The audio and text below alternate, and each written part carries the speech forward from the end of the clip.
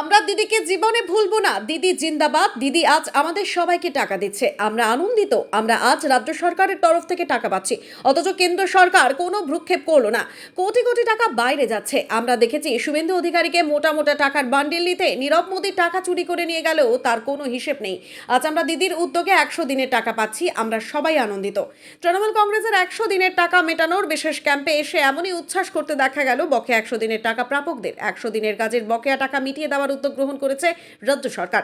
সেই লক্ষ্যে job card হোল্ডারদের সুবিধার্থে রাজ্য জুড়ে বিশেষ ক্যাম্পের ব্যবস্থা করেছে তৃণমূল কংগ্রেস। সেই মতো আজ কোচবিহার জেলা তৃণমূল কংগ্রেসের উদ্যোগে কোচবিহার 1 নম্বর ব্লকের পানিশালা অঞ্চলের বোরাগাড়ি প্রাথমিক বিদ্যালয়ে অনুষ্ঠিত হয় এই বিশেষ ক্যাম্প। এই অঞ্চলের বিভিন্ন বুথে প্রচুর 100 দিনের টাকা প্রাপকেরা এই ক্যাম্পে ভিড় জমায়। এদিনের এই ক্যাম্পে কাগজ জমা করতে আসা গ্রামবাসীদের চোখে মুখে খুশির ছোঁয়া লক্ষ্য করা যায়।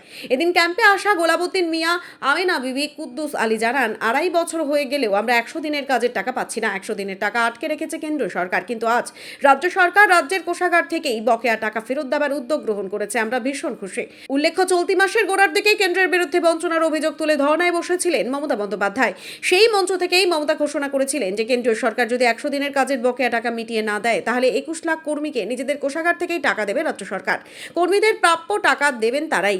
মার্চের গোড়াতেই তারা টাকা পেয়ে যাবেন, আর সরাসরি এই টাকা ঢুকবে জব কার্ড হোল্ডারদের অ্যাকাউন্টেই। এই যে কেন্দ্রীয় সরকারের 100 দিনের যে টাকা পাচ্ছিলেন না, কেন্দ্রীয় সরকারের যে একটা হচ্ছে বঞ্চনা ছিল, সেই জায়গা থেকে মুখ্যমন্ত্রী প্রচেষ্টায় যে আজকে 100 দিনের টাকা পাচ্ছেন, সেটা নিয়ে কি বলবেন? এর মতো আনন্দ নাই। আমাদের দিদি এতদিন পরে কেন্দ্র সরকার আমাদেরকে বঞ্চিত করে রাখছে, টাকা দিচ্ছে না, অনেক ইস্যু ফাটাইছে। শুভেন্দু যে হাজারো চোর করে বসিয়েছে, প্রকাশ্যে আমরা টিভিতে চ্যানেলে দেখি টাকা নিচ্ছে। এবং আমার দিদি কি করতেছে, জনসাধারণের জন্য উন্নয়ন এত উন্নয়ন করছে, আমরা দিদিকে জীবনে ভুলবো না। দিদি জিন্দাবাদ। দিদি যে আমাদেরকে সবাইকে টাকা দিচ্ছে, আমাদের এত আনন্দিত। আমাদের টাকাটা রাজ্য সরকার তরফ থেকে পাচ্ছি, অথচ আমার কেন্দ্র সরকার আমাদেরকে কোনো ভূক্ষেপ করলো না। কোটি কোটি টাকা বাইরে যাচ্ছে। নরেন্দ্র মোদীর মোদি ওর চুরি করে নিয়ে গেল। আমরা যে টাকাটা পাচ্ছি, আমরা যে আনন্দ, আমরা এখন সবাই আনন্দিত। অঞ্চল সভাপতি অঞ্চলকে ধন্যবাদ জানাই, এবং আমাদের পঞ্চায়েত যে খাটাখাটনি করে তাদেরকে আমরা অসংখ্য ধন্যবাদ জানাই। আমরা খুব আজকে আনন্দিত। দিদির পাশে আসি, দিদির পাশে থাকবো। দিদি জিন্দাবাদ। একমাত্র আমার দিদি ছাড়া আমাকে কেউ কি আমরা চাই না। আপনার নাম? আমার নাম গোলাবুদ্দিন মিয়া। বুথ থেকে এসেছেন আপনি? আমরা একটা 176 নম্বর বুথের আমরা এত লোক আজ সমর্থিত হয়েছি, একত্রে জড়ো হয়েছি। আমরা এত আনন্দিত, আজকে আমরা টাকা পাবো, আমরা ছেলে বাচ্চা বউ সংসার চালাবো। আমরা এর উপরে কোনো আনন্দ নাই, আমরা এত আনন্দ। নীরব মোদী নিয়ে গেলে এত টাকা। ভারতের যে প্রধানমন্ত্রী আমাদেরকে এতদিন দুঃখ কষ্ট বঞ্চনার মধ্য দিয়ে রাখছে, আমরা আর কি বলি। ওই যে বললাম, শুভেন্দু ওদিকে টাকা নিতে আমরা টিভিতে দেখলাম, টাকা হাতাচ্ছে, নিচ্ছে, অথচ আমাদের গরিব মানুষের ওনার কোনো ভূক্ষেপ নাই। কেন্দ্রীয় সরকারের বঞ্চনা, সেই জায়গা থেকে মুখ্যমন্ত্রী যে হচ্ছে আশ্বাস দিয়েছিল যে তারিখের মধ্যে সে টাকা ফিরিয়ে দেবে, তার কোষাগার থেকে সে টাকা দেবে, এ নিয়ে কি বলবেন আপনি?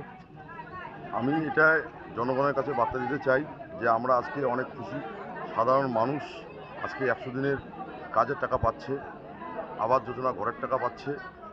দিদি যেটা কথা দেন সেটা কথা রাখেন।